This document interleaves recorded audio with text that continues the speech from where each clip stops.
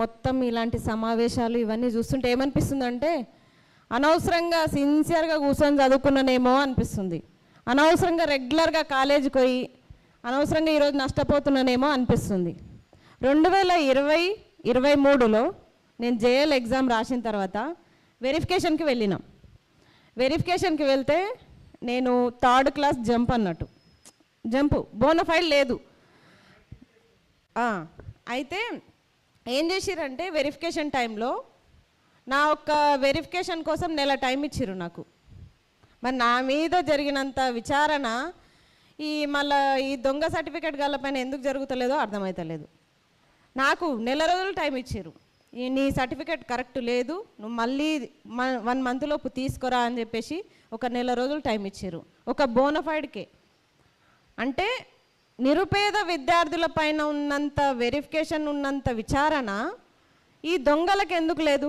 రాత్రికి రాత్రే అపాయింట్మెంట్లు తీసుకొని ఫేక్ సర్టిఫికెట్లతో దొరికి ఫేక్ సర్టిఫికెట్లు వేరే వేరే యూనివర్సిటీ నుంచి కొనుక్కొని వచ్చి వేరే కాలేజీల నుంచి కొనుక్కొని వచ్చిన వీళ్ళపైన విచారణ ఎందుకు జరుపుతలేదు? శాంతకుమార కమిటీ లెక్క, సిలబస్ కమిటీ లెక్క ఈ దొంగ దొడ్డిదారిన నియామకమైన వీళ్ళపైన ఎందుకు ఒక కమిటీని ఏర్పాటు చేస్తలేరు? ఇంకొకటి, ఇదంతా విద్యాశాఖ మంత్రి పైన డిపెండ్ అయి ఉంది. ఈరోజు నిజం మనం చూస్తున్నాము, చాలామంది ఇంటర్ విద్యావ్యవస్థలో విద్యార్థులు చేరాలంటే 1 లక్షల ఫీజులు కట్టి వాళ్ళు జాయిన్ అవ్వాలి. ఇంటర్ విద్యావ్యవస్థకు అంత ఇంపార్టెన్స్ ఉన్నప్పుడు ఒక నిరుపేద విద్యార్థికి అదొక బేస్, ఫస్ట్ స్టెప్ అదే. ఇంటర్మీడియట్ విద్యనే. ఒక కాలేజీ వ్యవస్థకి ఎంటర్ అవ్వాలంటే మొదటి మెట్టు ఇంటరే. ఇంటర్ అయినప్పుడు ఆ మొదటి మెట్టు ఎంత జాగ్రత్తగా వేస్తారు? గవర్నమెంట్ కాలేజీలో చదవాలంటే ఫ్యాకల్టీ ఉండరు అనే ఒక అపోహలో ఇప్పటికీ ఉంటున్నారు. అలాంటిది మీరు 55544 ఇంతమందిని మీరు రెగ్యులరైజ్ చేసిరు. దాంట్లో అసలు ఎవరు ఎందుకు క్రమబద్ధీకరణ చేసిరు, ఎందుకు కాంట్రాక్ట్లను రెగ్యులర్ చేసిరో మీకు కూడా తెలియదు. అందుకే అసలు వీళ్ళని ఎందుకు రెగ్యులర్ చేసిరు అంటే రీజన్ తెలియదు.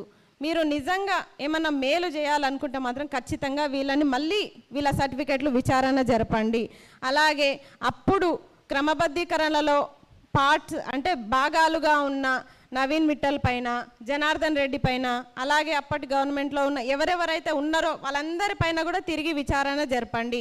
ఇప్పటి విద్యాశాఖ మంత్రి రేవంత్ రెడ్డి గారు మీరు వెంటనే తక్షణమే చొరవ తీసుకొని అందరిపైన కూడా యాక్షన్ తీసుకోవాలి. ఎందుకంటే విద్యాశాఖ మంత్రిగా ఈ బాధ్యత మీ పైననే ఉంది. చాలామంది దొడ్డిదారిన చాలామంది ఫేక్ సర్టిఫికెట్లతో వాళ్ళు ఉద్యోగాలు సంపాదించుకున్నారు. వాళ్ళు ఉద్యోగాలు సంపాదించుకోవడం వల్లనే కదా ఈరోజు మాకు మొత్తం నిరుద్యోగులకి 2 లక్షల ఉద్యోగాలు 0 పోస్టులతోనూ నోటిఫికేషన్లు వస్తున్నాయి. నెక్స్ట్ జేఎల్గా ఒకవేళ జేఎల్ నోటిఫికేషన్ ఇస్తే మీరు ఎన్ని పోస్టులతో ఇస్తారు? కనీసం ఒక 500 పోస్టులైనా ఉంటాయా? డిగ్రీ లెక్చరర్ ఇప్పటికీ 14 సంవత్సరాలు అవుతున్న నోటిఫికేషన్ లేదు.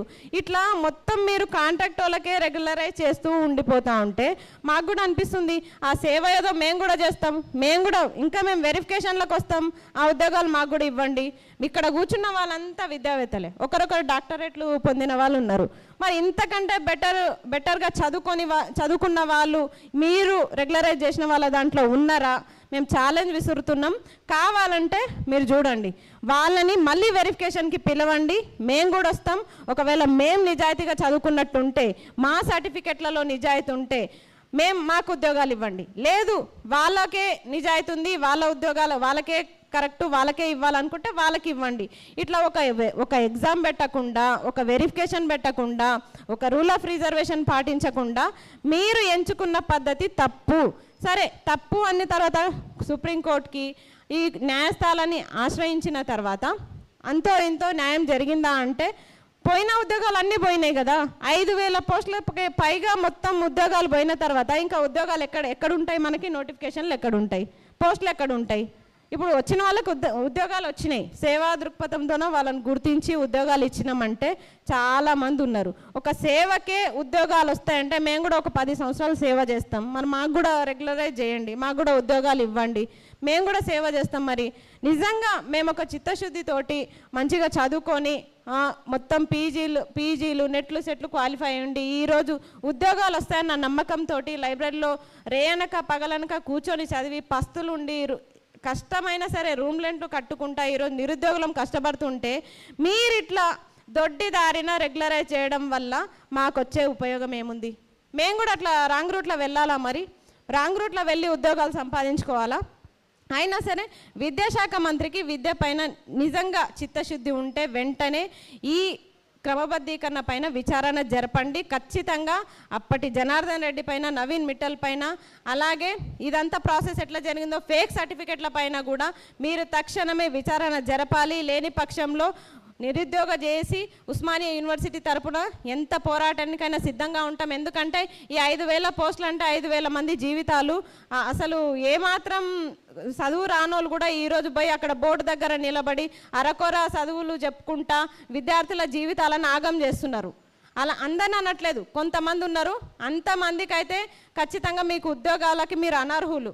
అలాంటి వాళ్ళని మీరు ఈరోజు క్రమబద్ధీకరించి నిరుపేద విద్యార్థులకు మీరు అన్యాయం చేస్తున్నారు. ఫీజులు కట్టలేక గవర్నమెంట్ కాలేజీల్లో ఎవరైతే పిల్లలు చేరుతారో అలాంటి పిల్లలు ఈ తప్పుడు పాఠాలు వినడం వల్ల తప్పుడు ఆన్సర్లే రాస్తారు. అట్లాంటప్పుడు ఫెయిల్ అవుతారు. మళ్ళీ ప్రైవేట్ కాలేజీలు అంటారు. ఈరోజు గవర్నమెంట్ కాలేజీల పైన ఎవరు ఆసక్తి చూపించట్లేదు. ఎందుకంటే ఇట్లాంటి వాళ్ళని నియామకం చేయడం వల్లనే కదా. మీరు ఇట్లాంటి వాళ్ళని రెగ్యులరైజ్ చేయడం వల్ల ఏమవుతుందంటే కొంచెం నాలెడ్జ్ ఉన్న పేరెంట్స్ అయితే డైరెక్ట్ చెప్పేస్తారు, వద్దు దాంట్లో అప్పుడు ఫ్యాకల్టీ సరిగ్గా లేదు ఆ కాలేజ్లో, నువ్వు ప్రైవేట్ కాలేజ్కే వెళ్ళు అంటారు. 1,50,000 60,000 కట్టి ఈరోజు ఇంటర్ కాలేజీలు ప్రైవేట్ కాలేజ్లో జాయిన్ అవుతున్నారంటే అక్కడ వైఫల్యం ఎవరిది? ప్రభుత్వాలదే. అది వాళ్ళు చేసిరా మీరు చేసిరా మాకు సంబంధం లేదు. మీరైతే ఖచ్చితంగా తక్షణమే వీటిపైన చర్యలు తీసుకోవాలని చెప్పేసి విద్యాశాఖ మంత్రికి మేము విన్నపం చేసుకుంటున్నాం.